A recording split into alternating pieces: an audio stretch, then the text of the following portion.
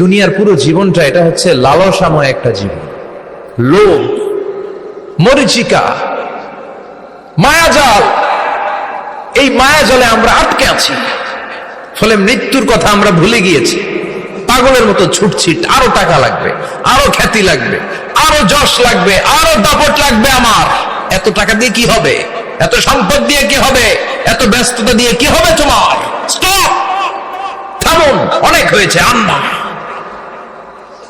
থামুন, take a rest, take a breath and think about death. Think that you have to go back to your Lord. একটু বসেন না, একটু ভাবেন যে আমাকে চলে যেতে হবে, চলে যেতে হবে। এই কোলাহল, এই ব্যস্ততা, এগুলো থাকবে, থাকবো না আমি। সাইয়েদনা ওমর ফারুক বলেছেন, মুতু ক্বাবলা আন তামুতু, মরার আগে একবার মরো। হাসিবু ক্বাবলা আন তুহাসাবু আলাইকুম, তোমার হিসাব নেওয়ার আগে তুমি একবার নিজের হিসাবটা করো না। কাগজ বের করে একটু লিখো না কি কি ভালো কাজ করছিলা, যেগুলো দিয়ে নাজাতের ওসিলা হতে পারে। 1 2 3, আর কি কি আকাম কুকাম করছো দেখো না, লিখে দেখো তোমার অবস্থাটা কি। মরার আগে একবার মরো। মরার আগে খাটের মধ্যে শুয়ে শটান করে চোখ বন্ধ করে একবার মরার ভান করে দেখেন কেমন লাগে। চোখটা বন্ধ করেন আর ভাবেন আপনি নাই, কি কি হতে পারে ভাবেন। আপনার ছেলেমেয়েরা কান্না জুড়ে দিবে, আপনার প্রাণের স্ত্রী বিলাপ শুরু করে দিবে, বন্ধু বান্ধবের চিৎকার আর মাতম, স্থানীয় এলাকার মসজিদে ঘোষণা, অমুক এলাকার নিবাসী অমুক ভাই অমুকের ছেলে অমুক দুনিয়ায় নাই। সব আত্মীয়রা চলে আসবে, ফেসবুকে স্ট্যাটাস দেয়া হবে, সবাই সবাইকে জানাবে বিকাল 4টায় অমুক হাই স্কুল ময়দানে আপনার জানাজা। ছুটে আসবে, সবাই ছুটে আসবে আপনাকে শেষ বিদায় দিতে, গুড বাই জানানোর জন্য, আল ওয়াদা, বিদায় জানাতে আসবে সবাই। 4 তাকবীর দিয়ে আপনার জানাজা হবে, অশ্রুসিক্ত জানাজায় আপনার বিদায় হবে। কাঠের খাটিয়ার মধ্যে করে কাঁধে তুলে আপনার কবরে নেওয়া হবে। আগে থেকে খুঁড়ে রাখা কবরটার মধ্যে আপনারে বিছিয়ে দেয়া হবে। বাঁশের কচি দিয়ে তার উপরে মাটির চাপা দিয়ে সব চলে যাবে। ভাবেন না একবার চোখ বন্ধ করে, this is the circle of life, this is the nature of life. এটা সবার হবে, আমার হবে, আপনার হবে। এত মায়া, এত ভালোবাসা কই যাবে? কেউ থাকবে না, সবাই আপনার অন্ধকার কবরে রেখে দিয়ে চলে আসবে। উপরে বাঁশের কঞ্চি, তার উপরে মাটির চাপা, অন্ধকার আর অন্ধকার। এই অন্ধকার যেন শেষ হতে চায় না, শুধুই অন্ধকার, ঠিক কিনা? এজন্য আমাদের চলে যেতে হবে। দাদা গেল, চাচা গেল, মামা গেল, আমাদেরকেও যেতে হবে, জোরে কোন ঠিক কিনা? একদিন মাটির ভেতরে হবে ঘরে মন আমার, কেন বন্ধ দালান ঘর, প্রাণ পাখি উড়ে যাবে পিঞ্জর ছেড়ে।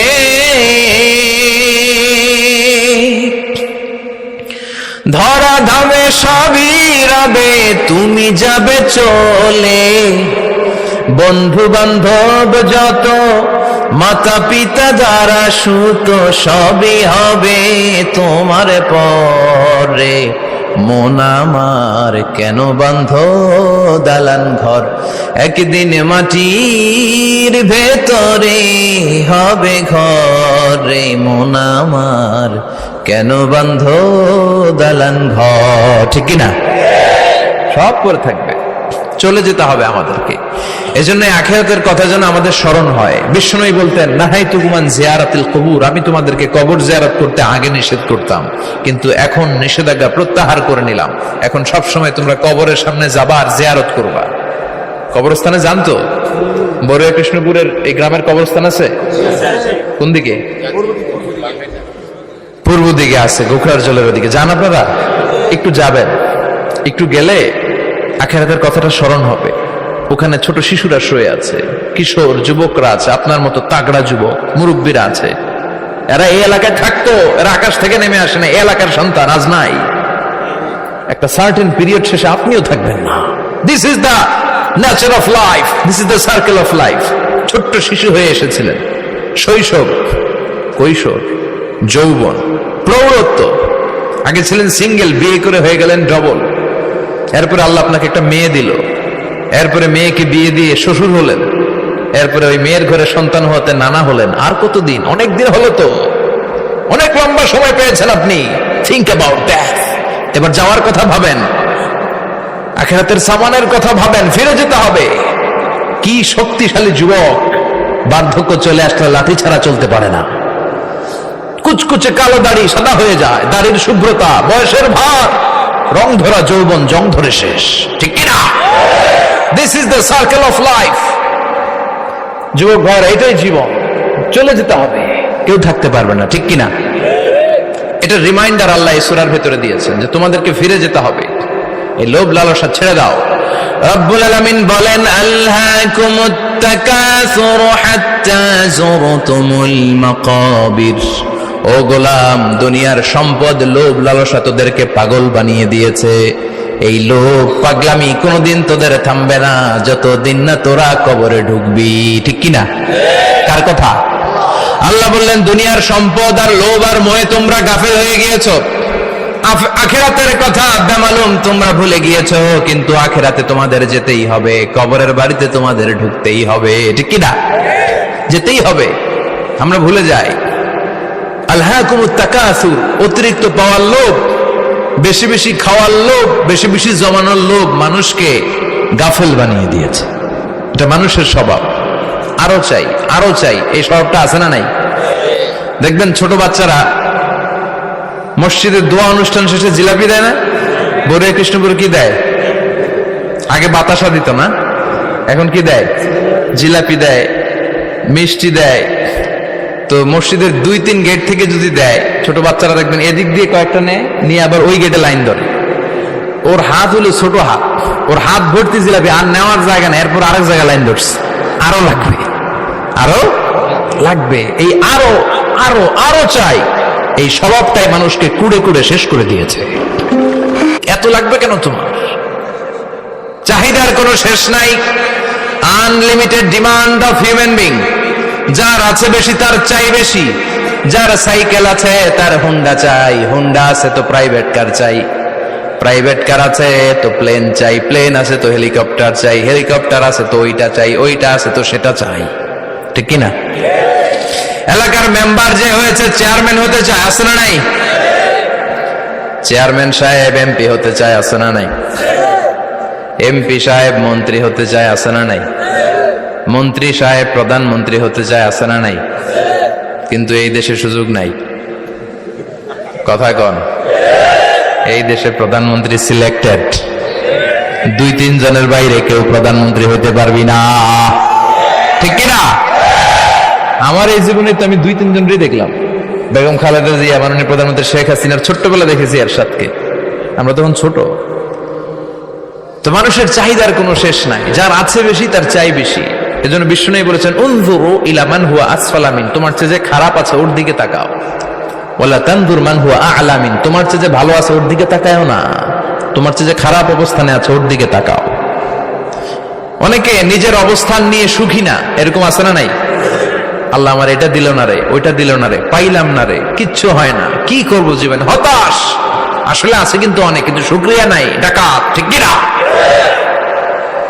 নিজের অবস্থান নিয়ে সুখী না, কিন্তু অনেক লোক আছে তারা আপনার অবস্থানে পৌঁছতে চায়।